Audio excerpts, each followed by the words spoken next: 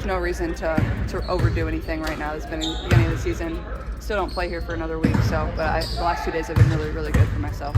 Try to get a full roster back together. I mean, games are still coming, so it's going to be an adjustment, but we have a good group. We have good depth, thankfully, so that should help us. I think the medical team has done a really good job of, doing my rehab every single day, staying in a routine, coming in, getting shots up, but more than anything, I think just focusing on being a really good teammate. You won't believe how Kelly Krauskopf reacted to Caitlin Clark's injury. It left the WNBA world in complete shock.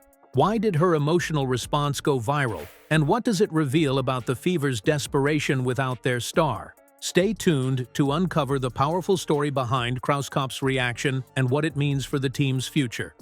Before we move on, I'd like to ask you a small favor. If you appreciate this content, please take a second to like this video and subscribe to the channel. Over 98% of you watch the videos without subscribing. It costs you nothing, but it makes a huge difference to us. So, did you click the subscribe button? Great. Thank you so much. Now, back to the video. Imagine this. The Indiana Fever are coming off a promising start to the season, building momentum and finding their rhythm.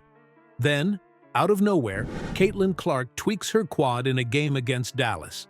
In that single moment, everything shifts. Without her, the Fever's offense stalls.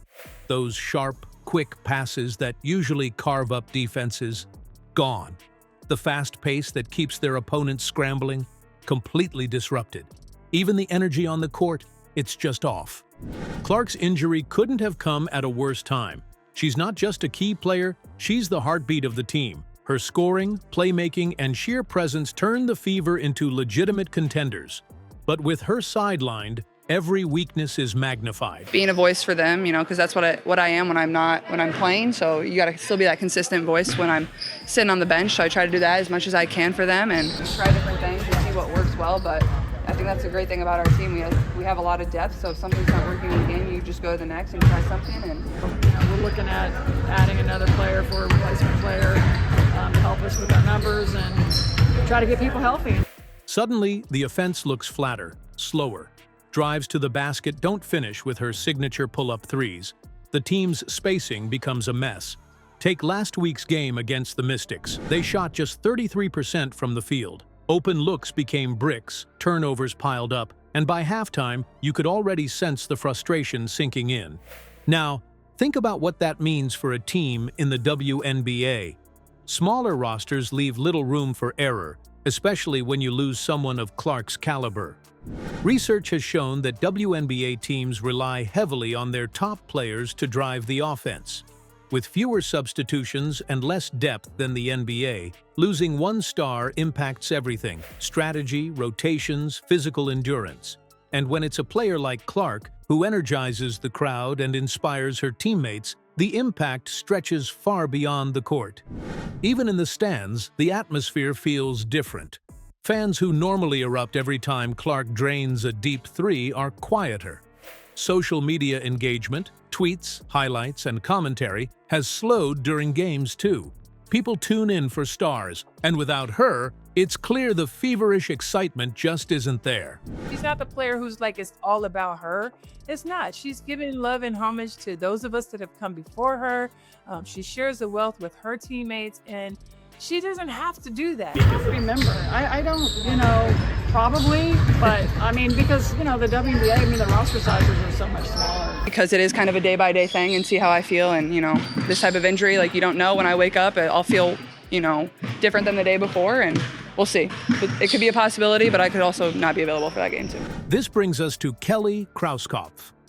Her reaction to Clark's absence, raw, heartfelt, and deeply emotional, said everything the stat sheet couldn't. You could feel the weight not just of a missing player, but of what that player represents: momentum, hope, and a spark the team desperately needs. The Fever have to find a solution, but without Clark, they'll need more than just tactics. You know what's crazier? The Fever aren't just losing games, they're losing hope. Caitlin Clark was more than a player. She was the glue holding this team together, and now the Fever are scrambling to figure out their next move. Rumors are already swirling about them signing a new player to patch the hole in their roster, but how do you replace someone like Clark? She's a game changer, not just for her stats, but for the energy she brings to every possession. Here's the problem. The WNBA runs smaller rosters, so losing even one key player can unravel an entire game plan. Coaches have fewer tools to work with, rotations get tighter, and that means every player left on the floor has to push themselves harder. But adding a player mid-season comes with its own challenges. I've never been a patient person my entire life, so this has definitely tested me a little bit, but I think it's going to be really good for me. And like I said, I've just tried to approach it in the best way I possibly can. You know, I can't change it. And so when you get down to the 11-player roster and you lose 3 players like that, now you've got to add a quick player to the roster. So different lineouts, try different things, see who works well together, and we have analytics people that are tracking all of that, so you can really see in the numbers what's working well for us and what's not. And chemistry isn't something you can force overnight. It takes time to build trust and rhythm on the court, and the Fever don't have time right now. They need a solution immediately, and the reality is, a single player probably won't be enough to fill the gap Clark has left. And it's not just the roster itself that's a problem, it's the officiating. The Fever are one of those teams that constantly feel like they're fighting uphill, not just against the opponent, but against calls that don't go their way. Without Clark, who commands respect on the court, it's going to be even harder to get those borderline calls in their favor. Everything just gets more stressful, more frustrating. It's a tough way to play basketball, let alone win. Other teams have been in this situation before. When Elena Del Don went down for the Mystics a few seasons ago, they struggled to make adjustments not just on offense, but everywhere. It's the same story for the Fever now, but it feels even heavier this time.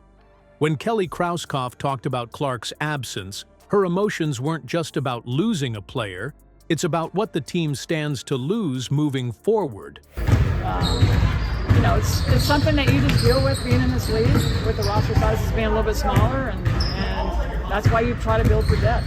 I think everybody's kind of just stepped up and, adjusted to it. And, I'm just really proud of them for staying resilient and really just battling, and happy we beat the Mystics, but now, focusing on Chicago and hopefully getting a win there. The spark that Clark brings isn't something you replace. It's something the entire team will have to find in themselves if they want to turn this around. Caitlin Clark isn't just a player. She's the kind of talent that can light up an entire league. People don't tune in to see passing highlights. They tune in for stars like Clark, who make the impossible look easy and bring massive attention to the WNBA. Her value isn't just in points or assists. She's called a needle mover for a reason. Without her, the game feels different. So what now? Can the Fever recover without her, or does this prove how fragile teams are when stars go down? The real challenge for the WNBA is clear. How do they keep that energy alive?